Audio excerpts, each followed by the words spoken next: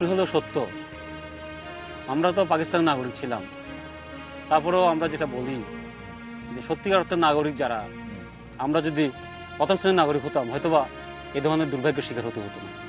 একটা রাষ্ট্রের পক্ষে, তৎকালীন সরকারের পক্ষে কীভাবে এত বড় একটা দায়িত্বজ্ঞানহীনতা তারা দেখাতে পারবে।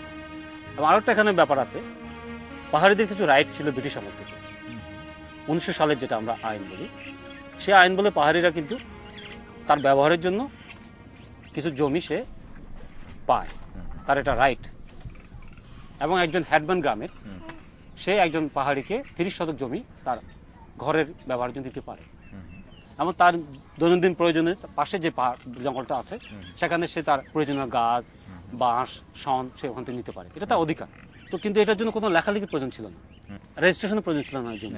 ফলে হলো কি, যখন ক্ষতিপূরণ দেওয়ার প্রশ্ন আসলো, যেহেতু তোমার কাগজ নেই বাবা, তুমি কিছু পাবা না।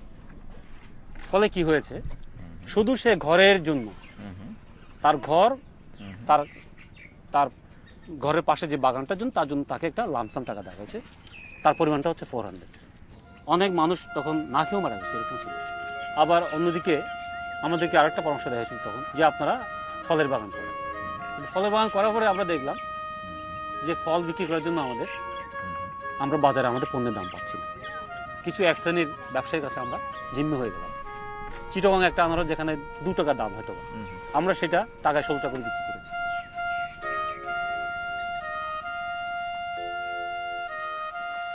সবচেয়ে অবাক ব্যাপার হচ্ছে, যে জেলার লোকরা এত ক্ষতিগ্রস্ত স্যাক্রিফাইস করে আমাদের দেশে এত আমরা এটা উন্নয়নের কাজে লাগলাম, এই জেলাতেই আমাদের আলো আমাদের ঘরে এখন আসে।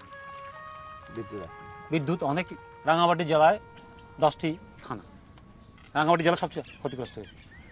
10টি থানার মধ্যে 4টি থানাতেই এখনো কোনো বিদ্যুৎ যায়নি। কাপ্তাই হ্রদের ফলে পার্বত্য চট্টগ্রামের আকৃতিটাই নাটকীয়ভাবে পাল্টে গেল। যা পর্যটকদের জন্য এত আকর্ষণীয়, সেই কাপ্তাই হ্রদ রাঙামাটির অধিবাসীদের জন্য এক অশ্রুর হ্রদ। এটা ছিল এমন এক বিপর্যয় যা গভীর এক ক্ষতের মতো পাহাড়ি মানুষদের স্মৃতিতে আজও বহমান। বাংলাদেশের স্বাধীনতার পর একটির পর একটি সরকার পাহাড়িদের পৃথক নৃতাত্ত্বিক ও সাংস্কৃতিক অস্তিত্বকে মেনে নিতে অস্বীকৃতি জানিয়েছে। আর মধ্য 70 দশক থেকে শুরু হয় সামরিক দলননীতি। পরিকল্পিতভাবে সমতলের বাঙালিদের পাহাড়ে বসবাস করানো শুরু করা হয়। উদ্দেশ্য পাহাড়ি বাঙালি জনসংখ্যার অনুপাতকে পাল্টে দেওয়া। এবার ধান কেমন হয়েছে? ধান ভালো হয়েছে। কতখানি ধান? 30-40 মান হইব। আর আপনাদের এই পাহাড়টার কতখানি যায় পরিমাণ? অনুমানিক পরিমাণ 8-10 খানি হবে। 8-10 খানি হবে। এই জমির আপনাদের কোনো দলিল আছে? দলিল নাই। নাই। কেউ কি আপনাদের এখান থেকে উঠিয়ে দিতে পারে? কোথায় দিই পারবো? এই লেকের পানিতে কি আপনাদের কোনো জমি গেছে? হ্যাঁ, জমিন আছে তো, পানি দুয়ার জমিন আছে তো। লেকের পানিতে কতখানি জমি ছিল? আমাদের বাবার জমিন বেলে 5 খানি সমানই ছিল। পানি এটার জন্য সরকার কোনো ক্ষতিপূরণ দিয়েছে? নতুন ক্ষতিপূরণ দিছে না তো। এই যে যারা ধরেন এই যে নিচে বাঙালিরা ওই যে মাছ ধরতেছে, হ্যাঁ, এদের সাথে আপনাদের জানাশোনা আছে? কথাবার্তা নাই। না না, ওরাও কথাবার্তা বলে না? না, আমিও বলি না, তারাইও বলে না। কেন হবে? আমাদের জায়গা জমিন এটা লইছি সেতলার যেতে বাঙালি ব্যাগ জায়গা জমিন লই গিয়ে। আপনাদের সঙ্গে কি বাঙালিরা খারাপ ব্যবহার করে?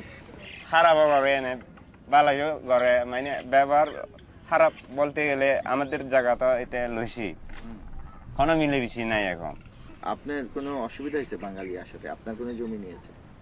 আর নিচে তো সাংমা জমিন হারি লইছে তো অসুবিধে তো হয়েছে। অসুবিধে ইয়ে তো সাংমা অনেক দূরত বাঙালি আইয়ে রে আর জায়গা জমিন লই রে, অসুবিধে হয়ে তো আর সাংমাই মরণ হই।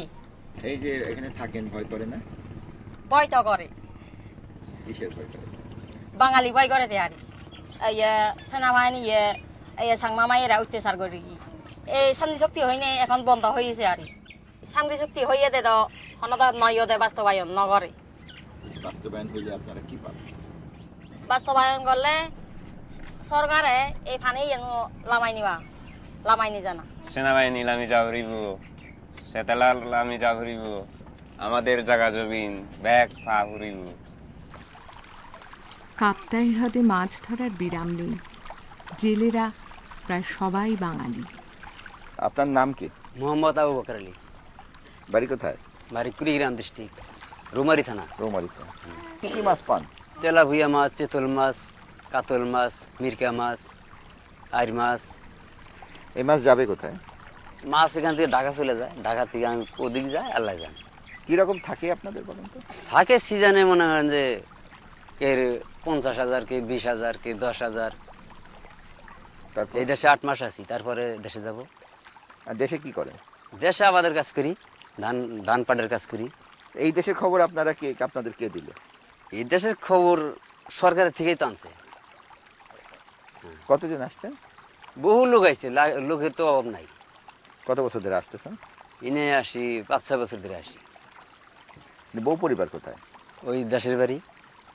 পুরো 8-9 মাস বাইরে থাকেন, হ্যাঁ, একবারে তারপর বাড়িতে যান। তারপরে বাড়িতে যাই, আবার মাঝখানে যাইও ঈদের মধ্যে। বাড়ির সঙ্গে যোগাযোগ রাখেন কি? মোবাইলে আলাপ করে চলে। তো এই যে এত কষ্ট করা, এইটা কি পোষায়? এই যে আর এক জায়গায় এখন থাকা? না পোষালে তো চলা নাগবো, বাল বাচ্চা নিয়ে কামাই করে খাওয়া নাগবো তো। কেন ব্রহ্মপুত্র যমুনা নদীতেও তো মাছ আছে আপনার ওটা বাড়ি। নদী এলাকা, আমার জায়গায় ফকির হয়েছে নদীতে, ব্রহ্মপুত্র নদী না, ওই নদীটা খুব ক্ষতি করছে। আপনি তো আর কয়েক বছর ধরে আসতেছেন, কোনো পাহাড়ির সঙ্গে আপনার পরিচয় আছে, না, বন্ধুত্ব আছে? পাহাড়ের সঙ্গে পরিচয় করে দরকার নাই তো আমাদের। পাহাড়িদের সাথে আপনাদের সম্পর্ক ভালো? অগর সাথে তো মিশি না আমরা, আমরা আলাদা থাকি। আমরা নদীর গাড়ে থাকি, সারাদিন থাকি নদীতে, রাত্রে যাই বাজারে, সন্ধ্যায় বাজারে যাই, খাওয়া দাওয়া করি, শুয়ে ঘুম পারি, আবার সকালে চলে আসি। ওদের সঙ্গে মেশেন না কেন? মিশি না, অগু জাত ছিল ভিন্ন জাত, অগু হাতে মিশা তো লাভ নেই।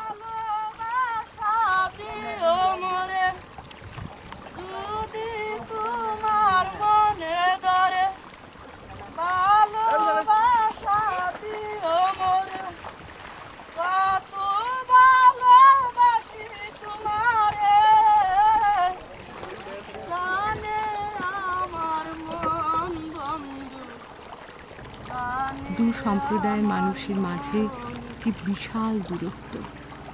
আমরা তো ছোটকাল থেকে বাঙালির সঙ্গে স্কুলে পড়েছি, কোনোদিন ঝগড়া জাতি এটা অমুক আহমদ এটা বাঙালি মুখেও সেভাবে আমরা উল্লেখ করতাম না। তখন প্রশ্নই ছিল না এটা চাকমা এটা বাঙালি। খুব শান্তিপূর্ণভাবে জীবন কাটাইছি আমরা। এই পানি আসার পর মানুষের অভাব অনটন বাড়িয়ে গেল, পুনর্বাসন তো ঠিক মতো হইল না, কেউ পাইছে কেউ পায় নাই।